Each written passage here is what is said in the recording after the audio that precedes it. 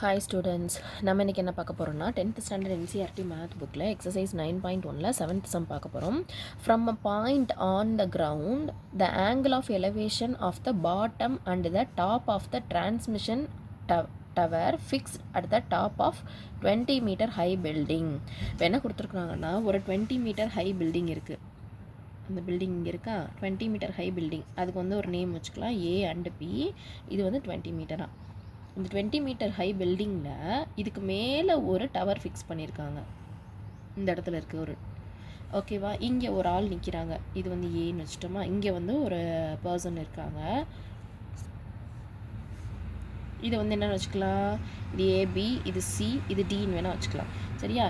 இந்த இடத்துல இருந்து from a point on the ground, question என்ன இருக்குது, from a point on the ground the angle of elevation of the bottom and the top of the transmission. அப்போ இந்த டிரான்ஸ்மிஷனோட top பாட்டம்க்கும் இது top, சரியா.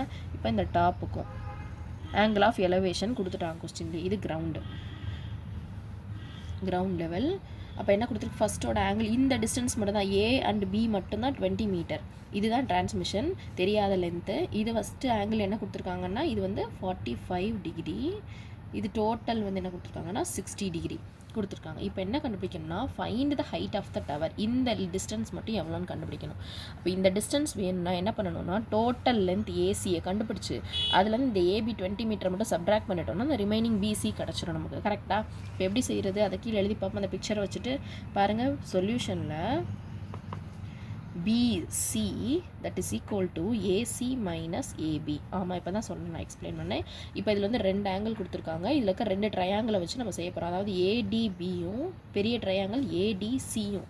அப்போ என்ன எழுதணும்னா, இன் ட்ரையாங்கிள் ADBயில் இந்த ட்ரையாங்கிள் என்ன எழுத போகிறோம்னா tan 45 டிகிரி கண்டுபிடிக்க போகிறோம். tan 45 டிகிரி ஏன் tan யூஸ் பண்ணுறோம் அப்படின்னா, இதுக்கு ஆப்போசிட்டில் இருக்கிறதே கொடுத்துருக்குறாங்க, சரியா. ரிமைனிங் அப்போ இங்கே என்ன இருக்குது பாருங்கள், ஏ tan 45 டிகிரி. இந்த ட்ரையாங்கிள் ADB இதில் வந்து tan 45 டிகிரினா AB பை என்ன எழுதணும், AD. AB by AD. ஏன் AB by ADனா, ஆங்கிளுக்கு ஆப்போசிட்டில் இருக்கிறது ஆப்போசிட் சைட், இது வந்து அட்ஜசன்ட் சைட். அப்போ டேனுக்கு வந்து ஆப்போசிட் பை அட்ஜசன்ட். அப்போ இதோட வேல்யூ என்ன வரும், tan 45 டிகிரியோட வேல்யூ 1.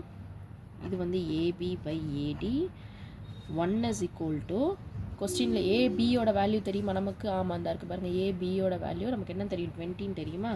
அப்போ 20 by AD. அப்போ ADயோட வேல்யூ என்ன எழுதலாம், AD is equal to 20 metre எழுதிட்டோம், கரெக்டாக. இது வந்து ஏடியோட வேல்யூ கண்டுபிடிச்சிட்டோம். இங்கே இருக்குது ஏடி வந்து 20 மீட்டர். இப்போ என்ன ட்ரையாங்கிள் யூஸ் பண்ணியிருந்தோம் பாருங்கள், ட்ரையாங்கிள் ஏடிபி.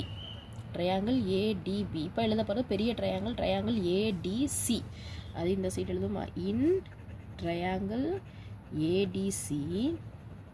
இதை யூஸ் பண்ணி அதே tan 60 டிகிரி எழுதுவோம். பெரிய ட்ரையாங்கிள் யூஸ் பண்ணணும், நல்லா மைண்டில் வச்சுக்கணும்.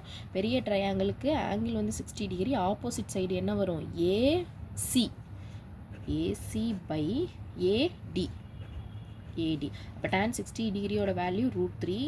இது வந்து ஏசி பை ஏடியோட வேல்யூ 20 மீட்டர். இப்போ தான் கண்டுபிடிச்சிருக்கோம். அப்போ ஏசி மட்டும் வேணும்னா என்ன பண்ணணும், இது இந்த சைடு கொண்டு போய் மல்டிப்ளை பண்ணணும். அப்போ 20 √3 மீட்டர் கண்டுபிடிச்சாச்சா. இப்போ நம்ம இங்கே என்ன எழுதியிருக்கோம் பாருங்கள், பிசியோட வேல்யூ வேணும்னா என்ன எழுதணும், ஏசி மைனஸ் ஏபி. அப்போ அதை கண்டுபிடிப்போமா, ஏசி மைனஸ்